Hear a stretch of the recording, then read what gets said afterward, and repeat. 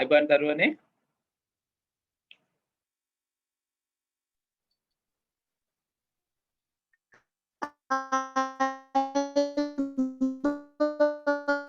ආයුබෝවන් සර්. ආයුබෝවන් සර්. අද කොහොමද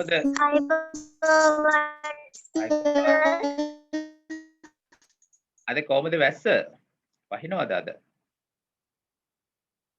සිග්නල් තත්ත්වය කොහොමද ටිකක් අඩුයි වගේ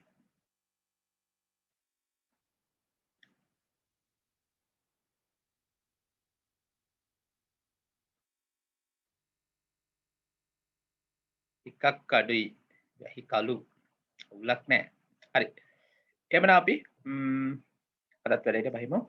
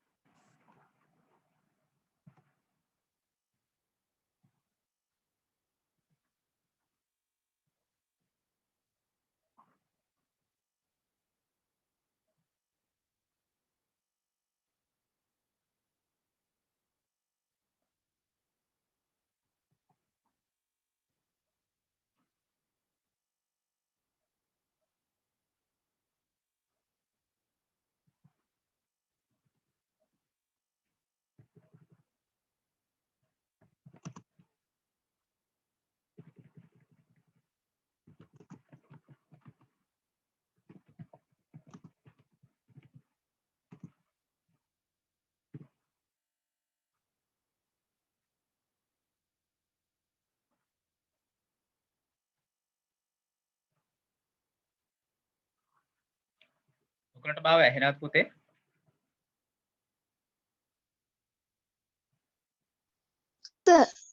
හරි අපි ගිය සතියේ හරි පුතේ ගිය සතියේ කතා කළා අවසාන වශයෙන් input devices ගැන නේද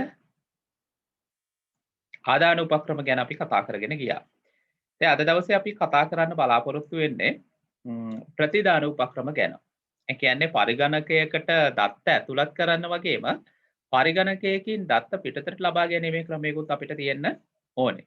මේ සඳහා දායක වෙන. එහෙම නැත්නම් මේ සඳහා අපි භාවිතා කරන උපාංග වලට අපි කියනවා ප්‍රතිදාන උපාංග. එහෙම නැත්නම් output devices කියලා.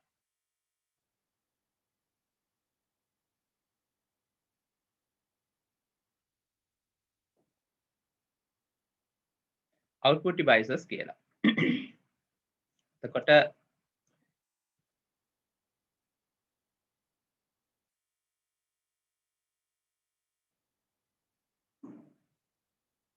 දෙවැනි මාතෘකාවේ තමයි අපි ඉන්නේ මේ වෙනකොට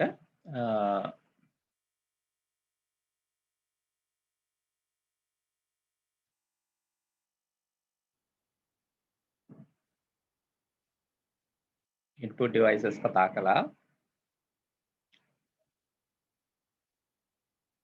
ප්‍රතිදාන උපක්‍රම. එතකොට මේ ප්‍රතිදාන උපක්‍රම කියන එක අධ්‍යයනයේ පහසුවට අපි ප්‍රධාන කොටස් තුනකට වෙන් කරගන්නවා. ඒක මෙහෙමයි වෙන්නේ. අපි බලමු.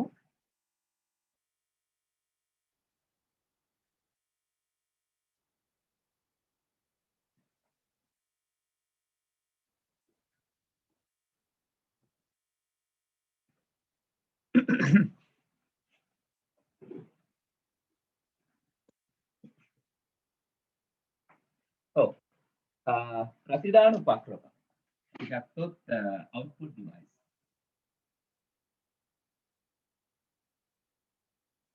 output devices අපිට බෙදන්න පුළුවන්. නැත්නම් ප්‍රතිදාන උපාංග අපිට බෙදන්න පුළුවන් ප්‍රධාන කොටස් තුනකට. ප්‍රතිදාන. ප්‍රධාන කොටස් තුනකට බෙදන්න පුළුවන්. ඒ තමයි මෘදු පිටපත්. soft copy කියලා කියනවා.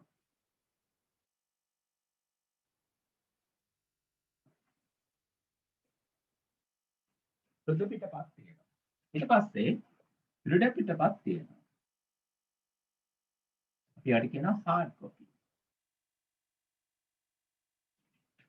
තවත් අපිට තියෙනවා sound output මේක ගොඩක් වෙලාවට මුදු පිටපත් යටතේ ගන්නවා. එහෙම නැත්නම් ශබ්දය. එතකොට මෙන්න මේ පරිගණක ක්ෂේත්‍රය ඇතුලේ අපි කතා කරනවා soft copy නැත්නම් hard copy. මේ වගේ වචනවලට නිශ්චිත අර්ථයක් තියෙනවා. දැන් අපි ගත්තොත් software කියලා එකක් ගන්නවා. මෘදුකාංග hardware කියන කොටසක් ගන්නවා. දෘඩාංග. නේද? එතකොට මේ දෘඩාංග කියලා කියන්නේ මොනවද? අපි මේ දෘඩාංග තමයි කතා කරගෙන යන්නේ.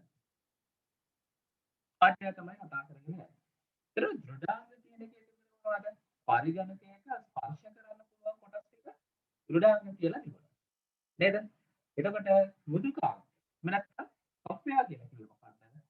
අපිට පරිගණකයක් ඇතුලේ ස්පර්ශ කරන්න බැරි. ස්පර්ශ කරලා අඳුන ගන්න බැරි. භෞතිකව දකින්න නැති කොටස් අපි අඳුනගත්තා මෘදුකාංග කියලා. එතකොට පුතේ මෙන්න මේ වගේම තමයි මේ soft copy output සහ hard copy output. එහෙම නැත්නම් මෘදු පිටපත් සහ දෘඩ පිටපත්.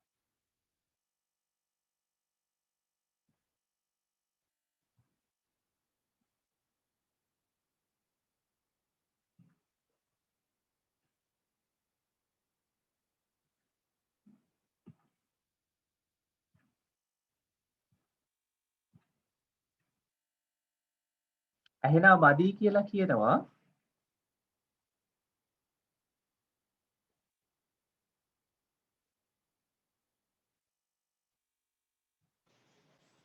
දැන් කොහමද පුතේ? ඇහෙනවද?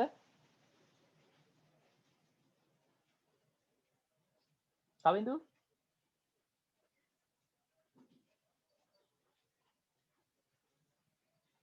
හරි. එහෙමනම් මෙන්න මේ සංකල්පය තමයි මෙතනක් තියෙන්නේ. අපි මුදු පිටපත් කියලා කිව්වොත් මේ මුදු පිටපත් කියන එක අපිට ස්පර්ශ කරලා හඳුන ගන්න බැරි එකක් වෙන්න ඕනේ.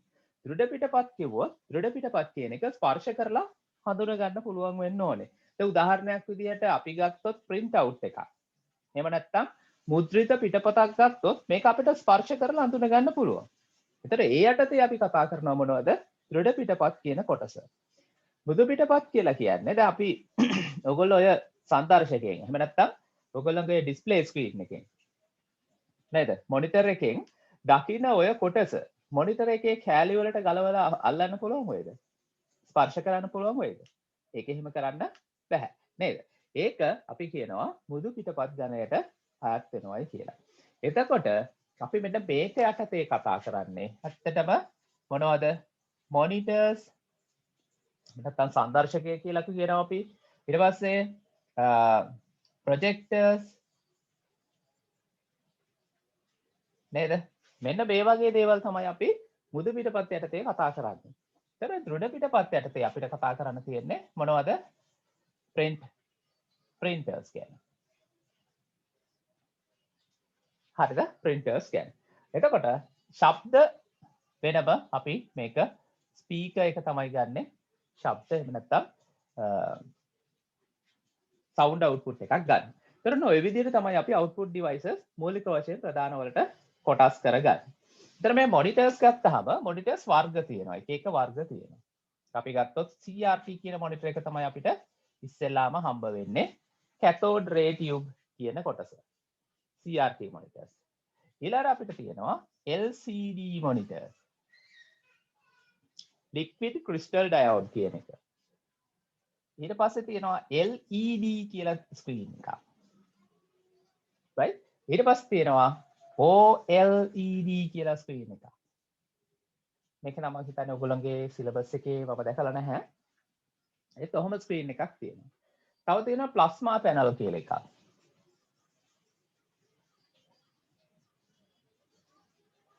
ප්ලාස්මා පැනල් කියලා කියනවා. මොන ඔය වගේ ස්ක්‍රීන් ගණනාවක් මොනිටර්ස් ගණනාවක් අපිට දකින්න පුළුවන්. ඒතර ප්‍රොජෙක්ටර්ස් ගත්තාම පුතේ ප්‍රොජෙක්ටර්ස් වල තියෙනවා මොනවද?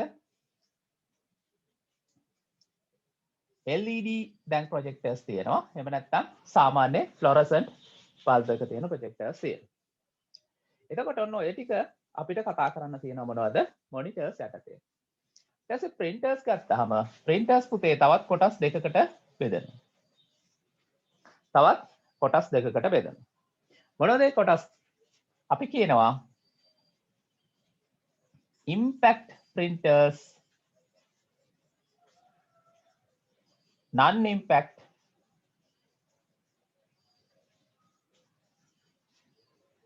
printers කියලා. impact printers කියලා අපි මෙතනදී කතා කරන්නේ සංඝට්ටනය නොවන. මොනවද මේ impact කියලා කියන්නේ? impact එකක් කියලා කියන්නේ පුතේ සාමාන්‍යයෙන් අපි print කරනකොට printer එකේ අපි දාන paper එකට එහෙම නැත්නම් අපි කොලයක් දානවා. ඒ කොලයට මොනවා හරි දෙයක් සිද්ධ වෙන්න ඕනේ. impact එකක් සිද්ධ වෙන්න ඕනේ. right? සංඝට්ටනයක් සිද්ධ වෙන්න ඕන. අන්න එහෙම ඒවා අපි කියනවා impact printers කියලා. non impact printers කියලා කියන්නේ ඒවට එහෙම කොලයට යම් කිසි ඩැමේජ් එකක් හරි එහෙම නැත්නම් සංඝට්ටනයක් කරලා නෙවෙයි මුද්‍රණය ඇති කරන්නේ. වෙනම print වර්ගයකින් වෙනම ඇති කරන එකක් තියෙනවා. ඒතර මේ impact printer එකකට හොඳම උදාහරණයක් තමයි dot matrix කියලා කියන්නේ. dot matrix කියලා කියන්නේ. ඒතර මේ dot matrix කියලා කියන printer එක ඔයගොල්ලෝ සමහරට දැකලා ඇති. ඔය බැංකුවකට එහෙම ගියාම චුට්ටක් බලන්න. ඒ printer එක ටිකක් සද්දෙන් වැඩ කරනවා. freeze කියලා සද්දයක් එනවා. ඒතර මේකෙදි වෙන්නේ මෙන්න මේ dot matrix කියන printer එකේදී වෙන්නේ මම අපේ පැත්තෙන් ලියුවොත් ඔයගොල්ලන්ට පේනවා. මෙන්න මේ විදිහට මේ printer එකේ head එකක් තියෙනවා. මේ head එකේ මේ විදිහට needles ටිකක් තියෙනවා. සාමාන්‍යයෙන් මේක 18 24 වගේ වෙනකන් තියෙනවා. needles. ඒ කියන්නේ තුඩවල්. පුංචි ඉදිකටු තුඩක් වගේ ඊටත් වඩා පුංචි තුඩවල් කීපයක් මේකේ තියෙනවා. ඊට පස්සේ මෙන්න මේකේ වටේ යනවා මෙන්න මේ විදිහට කාබන් එකක්. ඒක සාමාන්‍ය කාබන් පටියක්. මෙන්න මේ කාබන් පටියෙන් පස්සේ තමයි අපි පේපර් එක මේ විදිහට දාන්නේ. මේක හිතන්නකො පේපර් එක. ඕක පේපර් එක. හරිද? මේක කාබන් පටිය.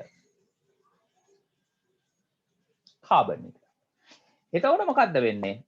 මෙන්න මේ නීඩල්ස් ඇවිල්ලා කාබන් එකේ වැදිලා පේපර් එකට වදිනවා. ඩොට් එකක් විදියට. මෙන්න මේ නීඩල් එක කෙලින්ම ඩොට් එකක් විදියට පේපර් එකේ වදිනවා. ඔයගොල්ලෝ දන්නවා කාබන් පේපර් එකක් කියලා අපි මෙහෙම පෑනෙන් ඩොට් එකක් තිබ්බොත් ඒක කාබන් එකේ යට පේපර් එකට වදිනවා.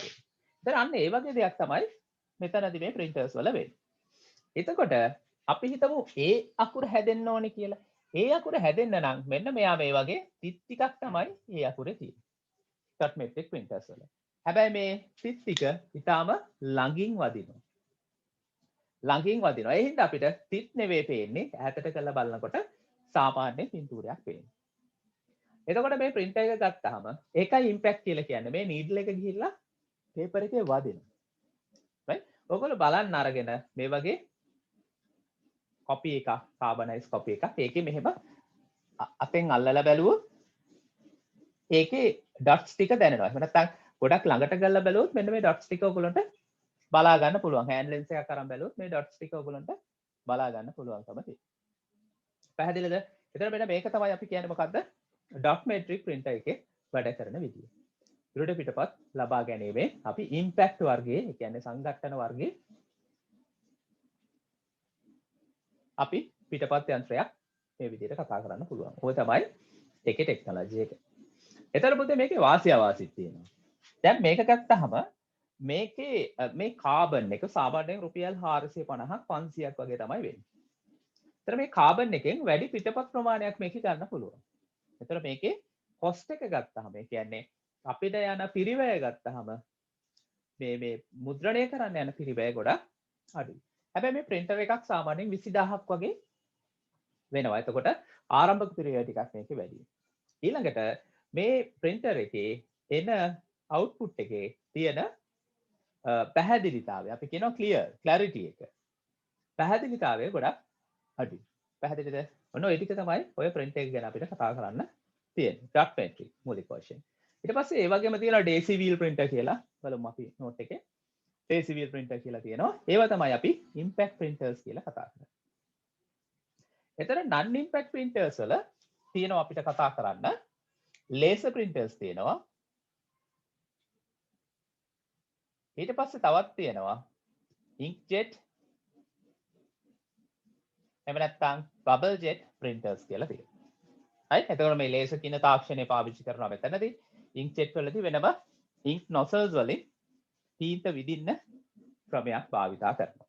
ඔන්න ඔය විදිහට තමයි අපිට මෙන්න මේ කොටසේ විෂය කරුණු ගොනු වෙලා තියෙන්නේ. හොඳයි අපි ඊළඟට කතා කරමු බලමු සිලබස් එකේ තියෙන නෝට් එක හරහා.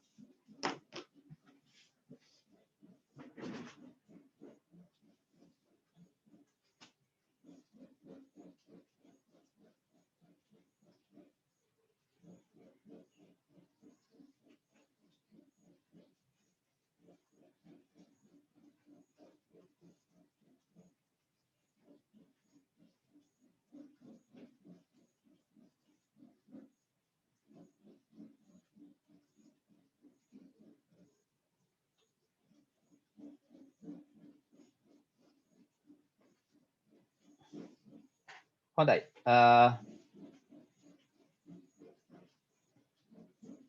මුලින්ම කතා කරන්න තියෙන්නේ මෘදු පිටපත් එහෙම නැත්නම් soft copy ගැන.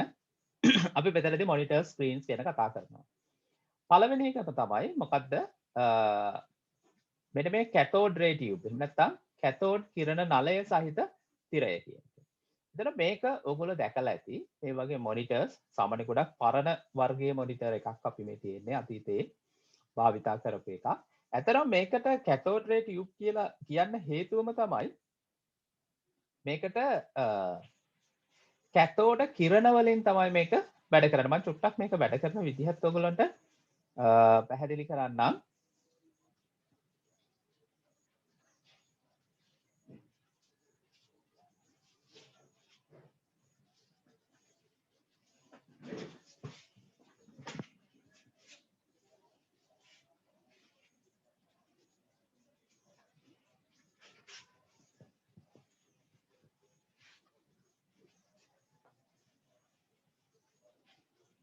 කැතෝඩ කිරණ අපි එහෙම නැත්නම් ක්‍රියාරෝපිත කිරණ ඉලෙක්ට්‍රෝන ධාරාවක් කියන එක තමයි මේකෙන් හැදෙන්නේ. සාමාන්‍යයෙන් කැතෝඩ කිරණ සහිත එහෙම නැත්නම් ඔය CRT මොනිටර් එකක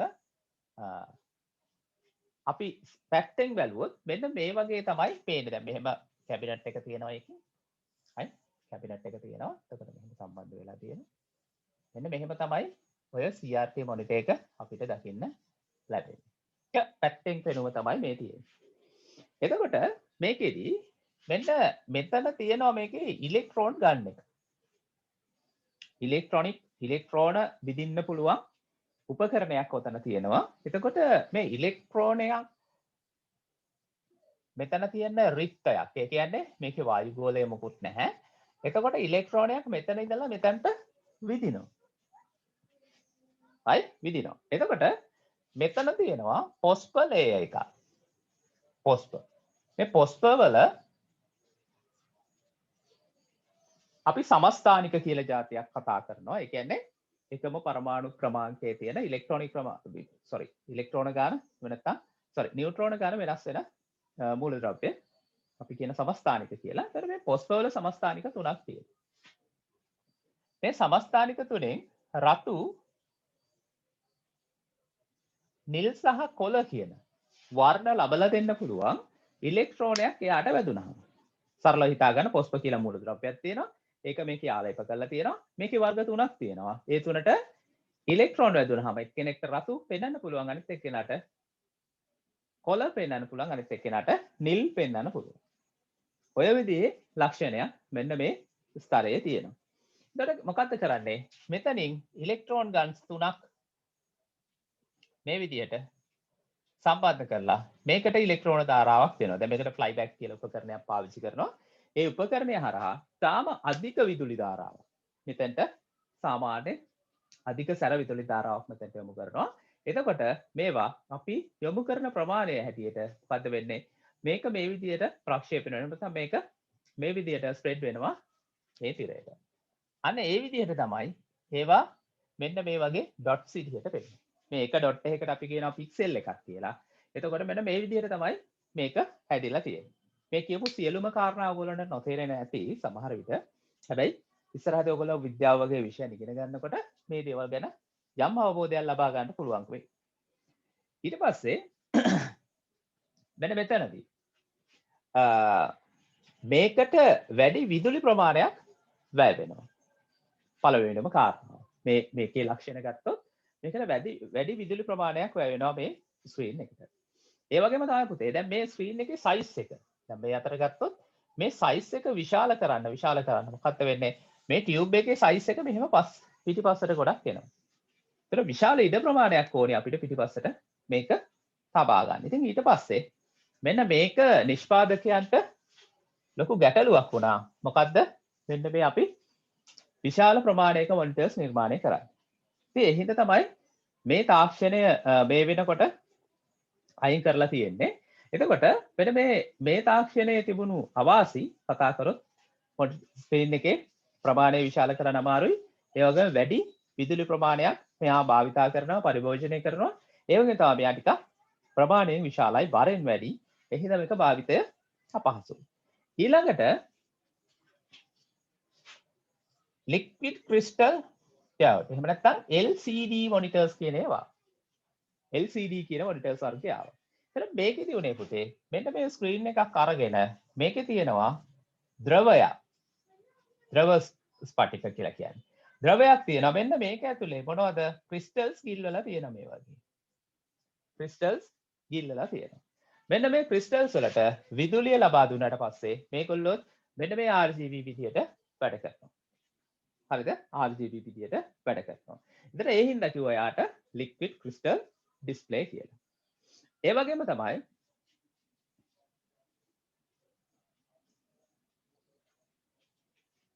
LED panels තිබුණා. LED.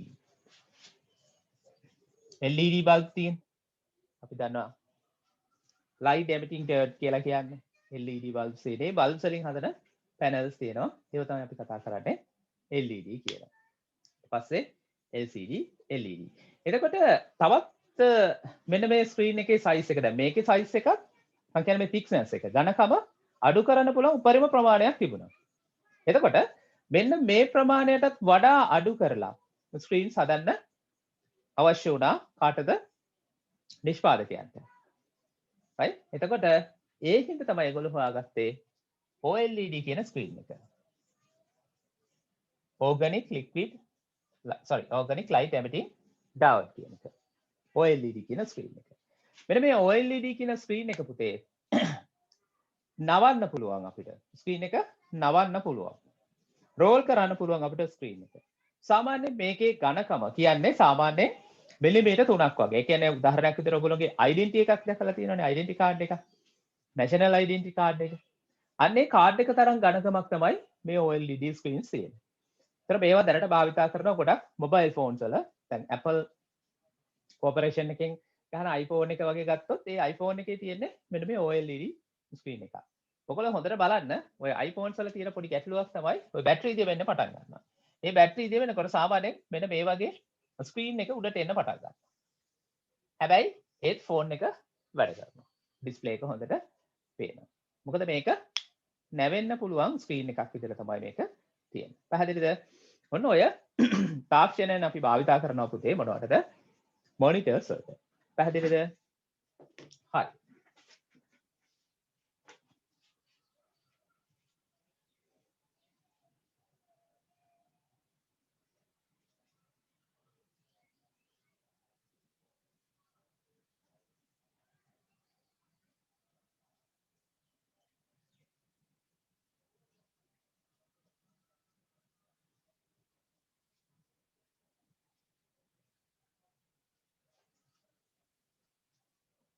හරි. එතකොට මේ තියෙන්නේ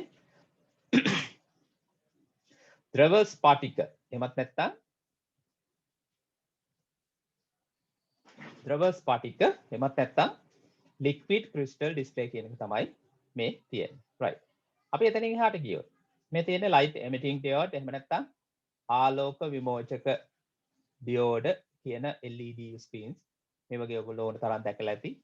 පාරවල් වල ගොඩක් road holdings විදියට ගොඩක් මේ වෙනකොට පාවිච්චි කරනවා මේ LED කියන එක. LED කියන එකේ වාසිය තමයි ගොඩක්ම LED කියන එකට අඩු විදුලි පරිභෝජනයක් තමයි යන්නේ. තාම අඩු විදුලි පරිභෝජනයක් තමයි යන්නේ.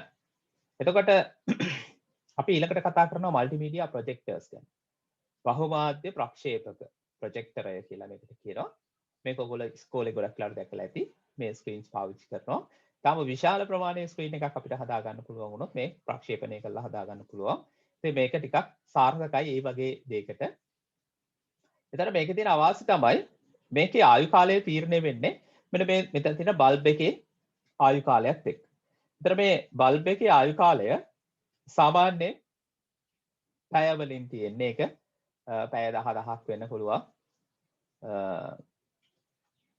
ඒ වගේ ගාණක් වෙන්න පුළුවන්. එතකොට ඒ ගාණ ඉවර වුණාට පස්සේ මේ බල්බ් එක මාරු කරන්න ඕනේ.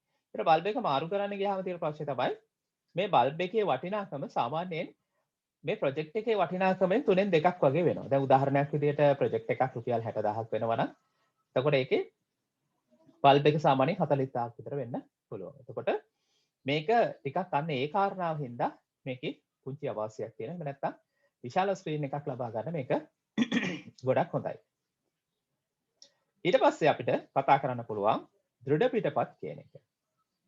ඒතර දෘඩ පිටපත් වල මම ඉස්සලා කිව්වා වගේම අපිට තියෙනවා මෙන්න මේ වගේ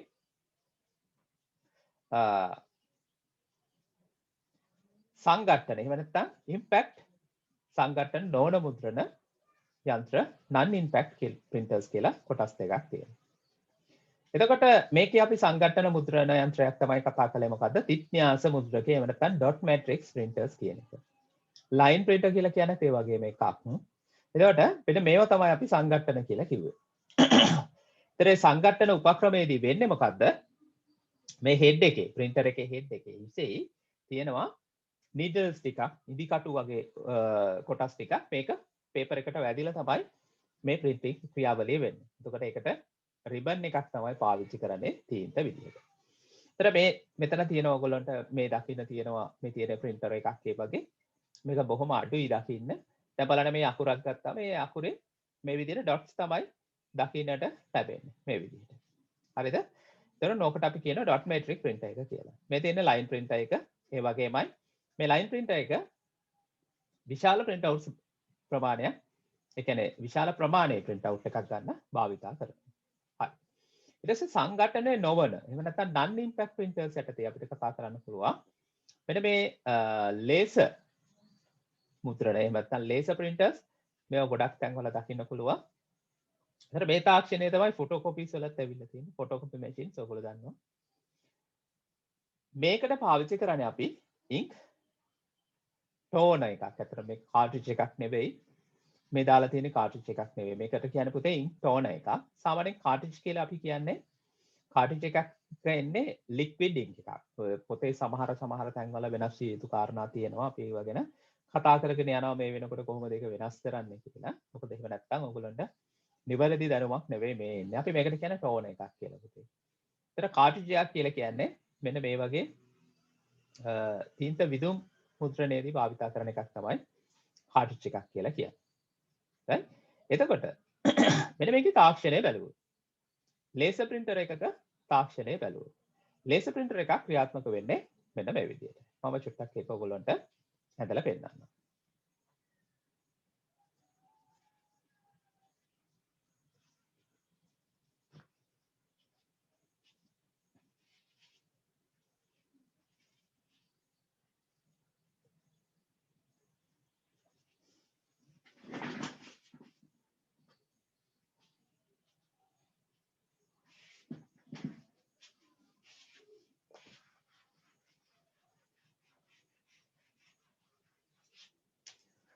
laser printer එකක තියෙනවා පුතේ මෙන්න මේ විදිහට drum එක කියලා කියනවා අපි drum එකක්.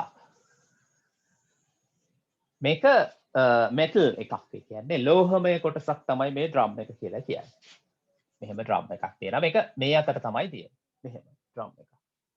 ඊට පස්සේ මෙන්න මේ drum එකට laser beam එකක් භාවිතා කරලා laser කිරණයක් භාවිතා කරලා අපිට පුළුවන් මේ drum එකේ තියෙන විශේෂත්වය තමයි මේ drum එකේ තියෙන යම්කිසි ස්ථಿತಿ විද්‍යුත් ආරෝපණ ටික. ස්ථಿತಿ විද්‍යුත් ආරෝපණ. එහෙම නැත්නම් අපි කියනවා එකට static electrons coat එකක් තියෙනවා. මොනවද මේ ස්ථಿತಿ විද්‍යුත් ආරෝපණ කියලා කියන්නේ? මොකක්ද මේකේ තියෙන ලක්ෂණය? ස්ථಿತಿ විද්‍යුත් ආරෝපණයක් කියලා කියන පුතේ මෙන්න මේ සිටි විද්‍යුත් ආරෝපණයකට පුළුවන්කම තියෙනවා පුංචි පුංචි අංශු ඇදලා ගන්න. ඔයගොල්ලන්ට මතක ඇති සාමාන්‍යයෙන් ඔයගොල්ලෝ පුංචි කාලේ කරලා තියෙනවා නම් අපි නම් පුංචි කාලේ මේ දේ කරලා තියෙනවා. පෑනක් අරගෙන මෙහෙම මේ විදිහට චුට්ටක් මේකේ ස්පර්ශ කරලා කොන්නේ මේ විදිහට ස්පර්ශ කරලා පුංචි පුංචි කොළ කෑලි ටිකක් කඩලා මේසෙට දාලා අපිට පුළුවන් අර පෑනේ මැග්නට් වගේ මේ විදිහට ටච් කරලා ඒක මේකේ අලව ගන්න. ඒ මොකද හේතුව මේ ස්ථිති විද්‍යුත් ආරෝපණයක් ආරෝප කරන්න අපිට පුළුවන් මේ විදිහට ආරෝපණය කරන්න මේ විදිහට මොනවාරි පෘෂ්ඨයක මේ විදිහට ඇතිල්ලුවාට පස්සේ ඊට පස්සේ ඒකට මෙන්න මේ මැග්නට් වගේ ඒ ඇලෙන්න පුළුවන් ශක්තිය එනවා. එතකොට මේ තාක්ෂණයම තමයි පාවිච්චි කරන්නේ අපි මෙන්න මේ printer එකට. එතකොට මෙන්න මේකේ පාවිච්චි කරනවා ink toner එකක්. අපි ඒකට කියන්නේ toner එක කියලා. ඒක toner එකක් වෙන්න හේතුව තමයි මේකේ තියෙන ink dust එක. ink dust එක කියන්නේ ඒ powder එකක් තියෙන්නේ. තීන්තවල powder එකක් තියෙන්නේ. ඒතර මෙන්න මේ ස්ථිති විද්‍යුත් ආරෝපණ මේ විදිහට තියෙන ඒවා අපි ලේසර් බීම් එකෙන් මොකද්ද කරන්නේ? අපිට අවශ්‍ය හැඩයට හඩගස්සලා. අපි තුමු ඒ අකුරයි ලියන්න ඕනේ කියලා. ඒතර ඒ අකුර ලියන්න ඕන නම් අපි කරන්නේ මොකද්ද? මෙන්න මේ ස්ථිති විද්‍යුත් ආරෝපණ මේ පිළිවෙලට මෙතනදී ඩ්‍රම් එකේ හැඩගස්සනවා. ඒතර මේ ස්ථිති විද්‍යුත් ආරෝපණ මෙතෙන්ට ආවට පස්සේ මෙතන තියෙනවා ඉන්ක් ඩස්ට් එක. මේ ඩස්ට් එකෙන් මොකද්ද කරන්නේ? මේ ස්ථිති විද්‍යුත් ආරෝපණ මෙන්න මේ විදිහට හැඩගස්සනවා. ඊට පස්සේ මෙතනින් තමයි අපි පේපර් එක දාන්නේ. මේක පේපර් එක. පේපර් එක මෙතනින් දැම්ම